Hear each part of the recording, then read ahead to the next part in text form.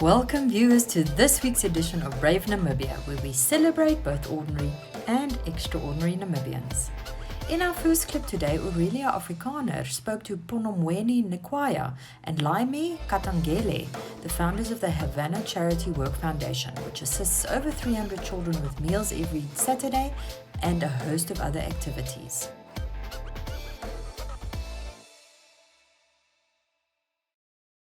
My name is Penomwene Nekwaya, and I am the founder of a non-profit organization called Havana Charity Work Foundation that feeds more than 300 kids every Saturday. And I'm Laimi Katengele, and I'm one of the directors at Havana Charity Work Foundation, and also I serve as a secretary to the NGO. Well, the organization was established in 2020, and we started by bringing in mostly pregnant teenagers, small toddlers that couldn't stay with their parents because of lack of food, etc. The organization it just doesn't feed kids, but it also educates. It also go out there and get some donations to the less fortunate kids. We also have a program called Keep a Girl in School, whereby we get donations of pets that we donate to a specific school or one of the schools that are from our areas, which is Moses Garwe constituency.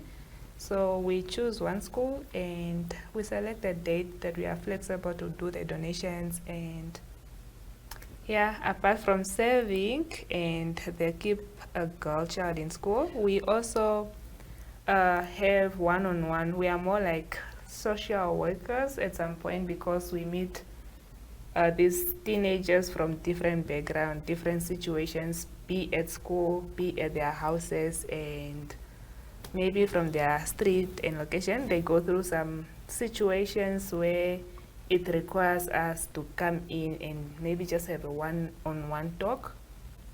Yeah. Besides that, we also do fun activities like playing with the kids, do drawings, and at times we also have individuals that come to the charity to actually do their birthday parties there. Hey, so they'll bring the kids snacks, cakes, and presents as well.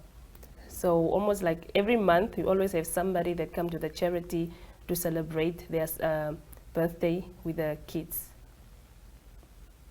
Like we said, Havana Charity Work is an NGO, so it entirely depends or relies on the donors, be individual or maybe an organization or maybe a company.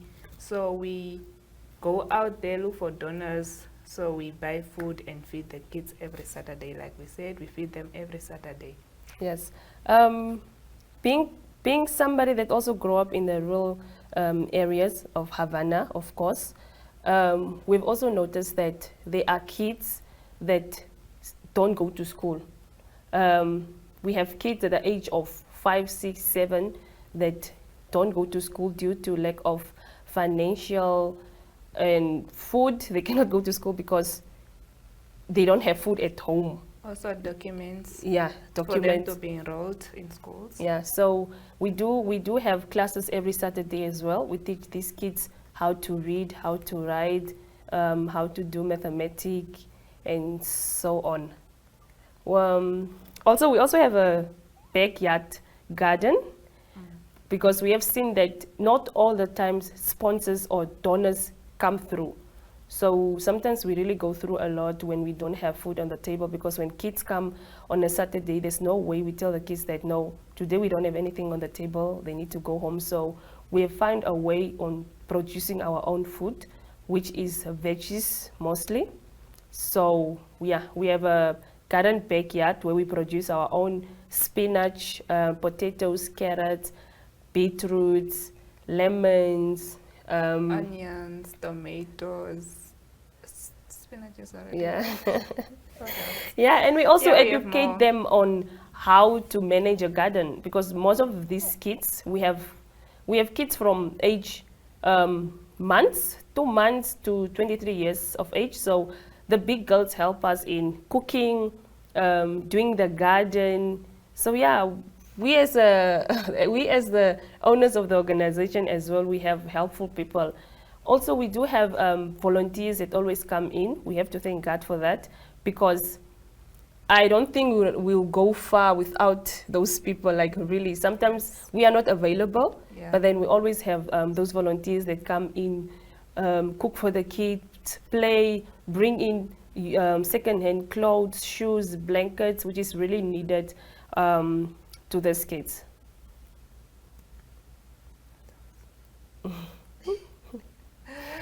Um, yeah, being part of the charity and doing charitable work, it's also therapeutic. You can be going through something as well, and going to see or meet the kids at the charity makes it feel better. Like, yeah, I'm out here. Somebody out here believes in me, so there's no way we are giving up. So we move forward. It motivates us to do better, and yes.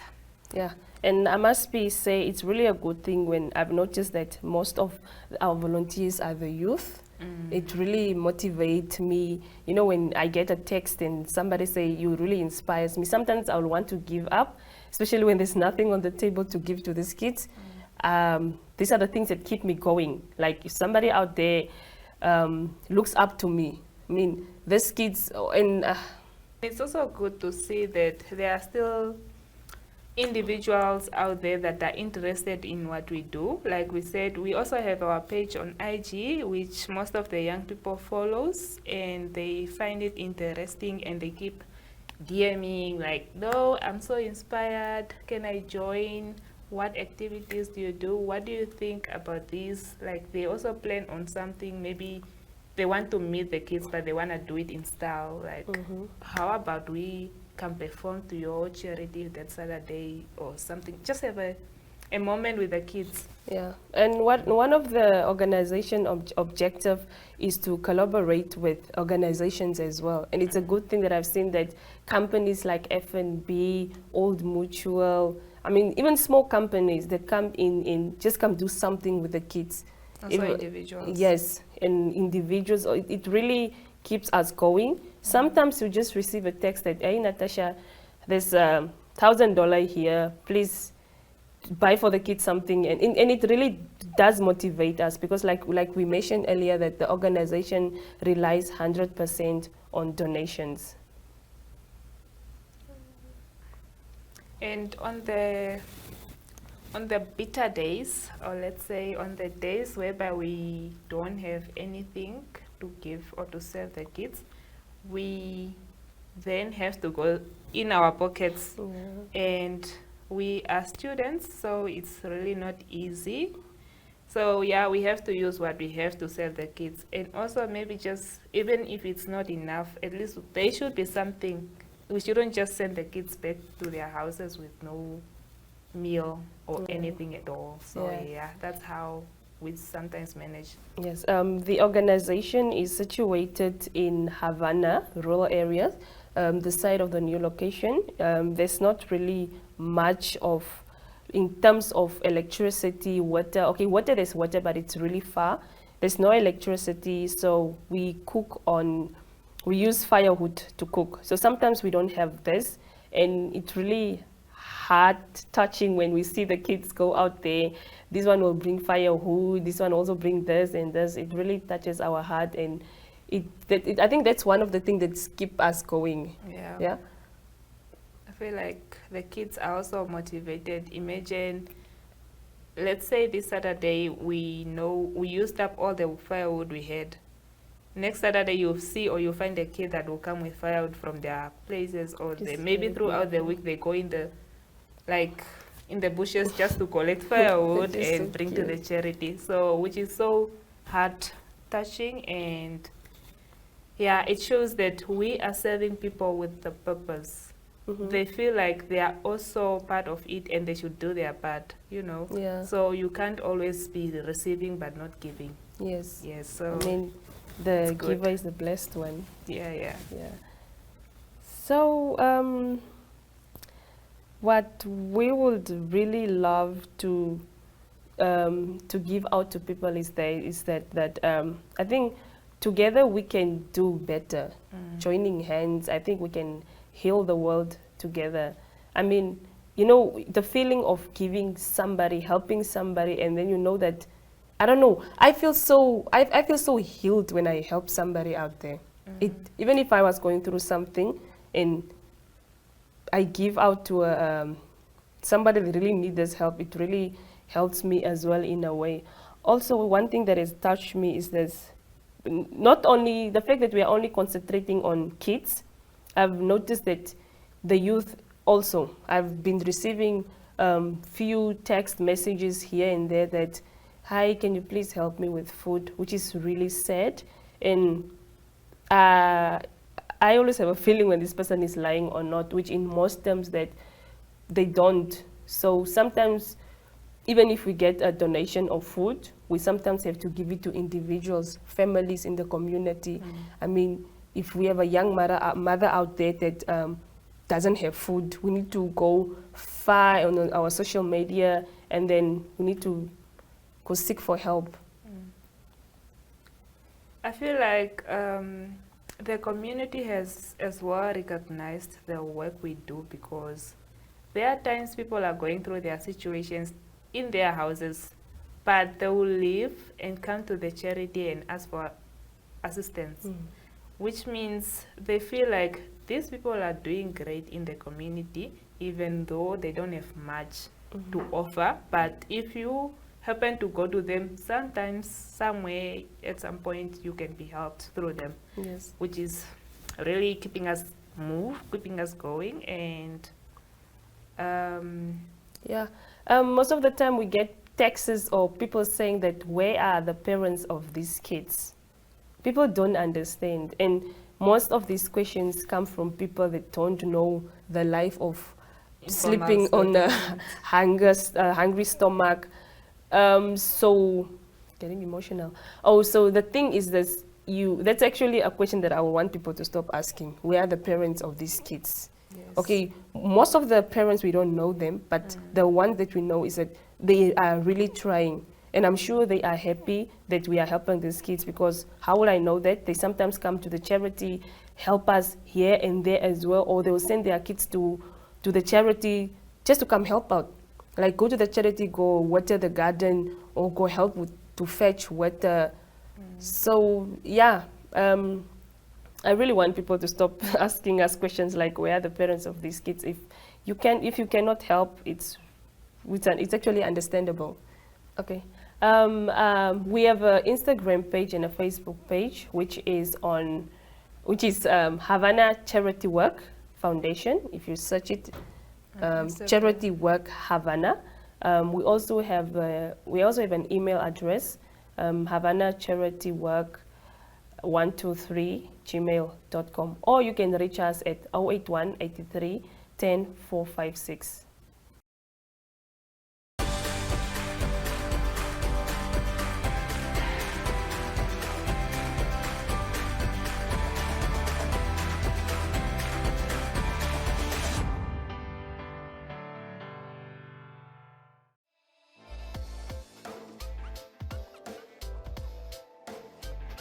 Next, Jemima Ndebele caught up with Jessicah Masule, a qualified microbiologist and second-year medical student, who shares her inspiring journey through the world of medicine. Hi, my name is Jessicah Masule. I'm 24 years old and I'm a second-year med student. So my medicine journey began in high school when I started doing biology high level, and I fell in love with the human body, the human anatomy, and the passion grew when I was in high school, basically. And then from high school, funny story is that I actually never applied to med school. Like, I don't know why. I'm not sure if it's I never thought highly of myself like that, or I was not confident enough or whatever, but the passion has always been there. So basically, and also it's just the whole uh, um, stigma of School of Medicine being such a hard university to get into. So I was like, if people are not getting into the School of Medicine, how would I get in? You know, my marks aren't even that high compared to others. So basically from high school, I just decided to do a bridging course, because in my mind, I was like, okay, fine. If I do a bridging course, it would be much easier to get into School of Medicine. So after high school, I went to Yanmore Secondary School for high school from grade 8 up until grade 12. So when I matriculated in 2017. So when I matriculated, I went to UNAM main campus and I studied microbiology for 4 years from 2018 till 2021. And then when I finished my honors in microbiology, that's when I actually finally got the courage to apply to Hage Gengop campus, School of Medicine. And then I applied with my degree and with my honors and my grade 12 results. The first response that I got was there was no space. But still, I didn't want to give up. So I appealed, and then when I appealed, I got in. And yeah, now I'm in my second year of medicine. First year was a bit chilled for me because the fact that I did a previous course, the fact that I had another qualification, which somewhat was similar to medicine, I didn't really have a hectic first year compared to the grade 12s that had just come from high school. So for me, it was a bit chilled. Like in my first semester, I basically just had like 2 modules. In the second semester, I maybe just had like 3 or 2 or so. So it wasn't that hectic. I only started to feel the pressure in second year, which is second year, first semester. That's when I actually started to feel the pressure of med school, because now I was doing all the modules that all the other people were doing. And I low-key kind of like forgot how to like balance like 5 modules at once. So it was like a bit hectic for me. But then like once I got a hang of it, and the senior students are actually very helpful. Like if you find any senior student, doesn't even need to be your friend, it doesn't need to be someone in your course, just any senior on campus, they're always helpful. They'll always give you resources. They'll always guide you on how exactly to navigate through med school. So it has been challenging, yes, in terms of like coping with a lot of modules and the content being a lot. But I feel like I'm coping well in terms of balance, like my social life and med school. I'm not like, or maybe because it's not that hectic yet, I'm not really like a bookworm, like just studying. I actually try when I have time to, have a social life, spend time with friends and family, just so that I have a little bit of balance. Okay, so basically like I said, when I developed a love for medicine in high school, I wanted to become a neurosurgeon, which is basically a brain doctor. But then throughout the years, I realized that I also have a love for cardio. So I'm basically stuck between neurosurgeon and cardiologist. So I'm trying to see, because normally as you further on your medicine degree, you do rotations whereby you experience different fields of medicine in the hospital, and hopefully there I will really find my actual passion and where exactly I want to major in. One memory that I always take, I think it's just the day I got accepted. I think that was one of the happiest days of my life, because I was like, okay, this is the beginning of something great. This is the beginning of my dream. So the very day that I logged onto my portal and I saw that the admission status had changed, I think that so far is like the best memory I have so far. I'm sure some more memories will come as I further on, but currently if you're out somewhere, like having, like in a social setting, and you go like, yeah, I'm a med student, they'll always be like, what are you doing here? Aren't you supposed to be studying or something? They always just assume like your whole life, like the moment you become a med student, like your whole life should like just be centered on your books and studying and all that. My advice to them would be that your mental health, if you don't prioritize your mental health, anything you do or anything you put your mind to, you will not be able to do it to your full ability if you do not take care of your mental health. And taking care of your mental health includes resting, taking rest, doing the things that you love. Because the moment you just center your whole life on just studying, you realize that yes, you are progressing academically, yes, you are progressing like in your career, but then you will always feel like something is lacking in you. You'll always feel like you haven't seen your friends in a while, or you haven't done something that you love in a while. And that also will just affect you as a person, like as a whole. And for me personally, I always define health, or there's a definition of the World Health Organization that defines health as health is not just a state of being, it's not just you being, like, how can I say, it's not just you being healthy in terms of like your body and not being sick, but health pertains to emotionally, socially, mentally. So I feel like if you do not balance, you realize that in other aspects of your life, you are not really healthy. You are not really doing good. It's because you tend to just narrow all your attention onto one thing, which is your books and stuff like that. And that, honestly, it's a good thing. I'm not saying you shouldn't focus on your books. I'm just saying that find or take time to do other things that you love apart from studying. Because in as much as med school is put in such a big bubble of you have no life, you should have no social life, it's actually not like that. It's just that many people fail to balance, and that's why they have categorized it as a course that requires you to not have a social life.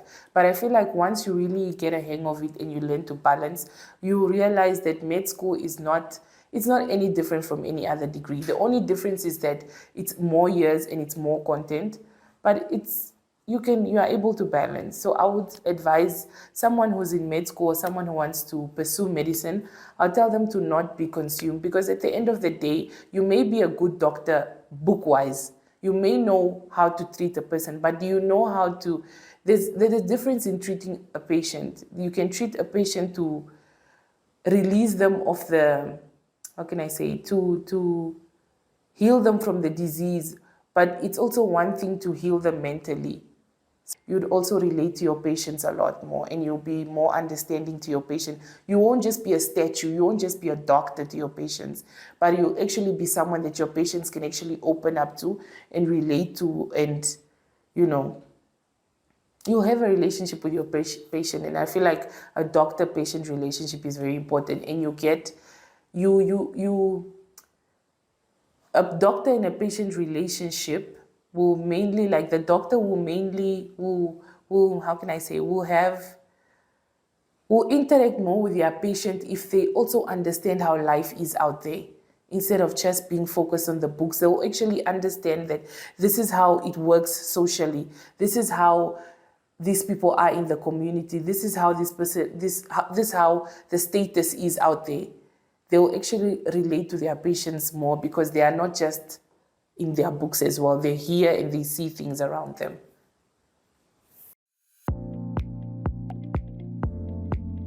Newsprint Namibia is a web offset printing operation that specializes in the printing of newspapers and commercial inserts. We are the leaders in our industry, with the highest quality print work and the shortest turnaround time from computer to print and delivery anywhere in the country daily. Newsprint was established mainly as a newspaper print company, but had to diversify its business to do commercial printing as required in the market. We print commercial inserts previously printed in South Africa in the shortest possible time. We, as an organization, also started printing workbooks for our education system and will also print textbooks for the Namibian market. For more information, please contact print@newsprint.com.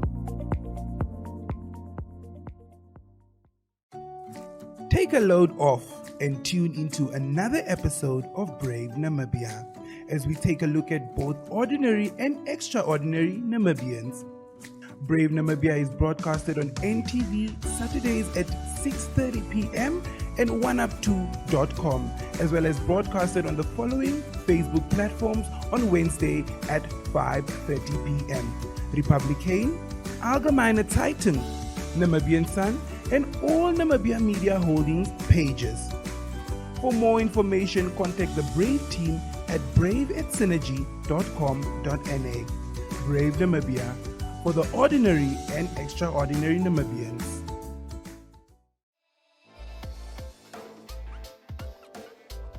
Thank you for tuning in today. If you know of someone you feel should feature on our show, please contact us at brave@synergy.com.na.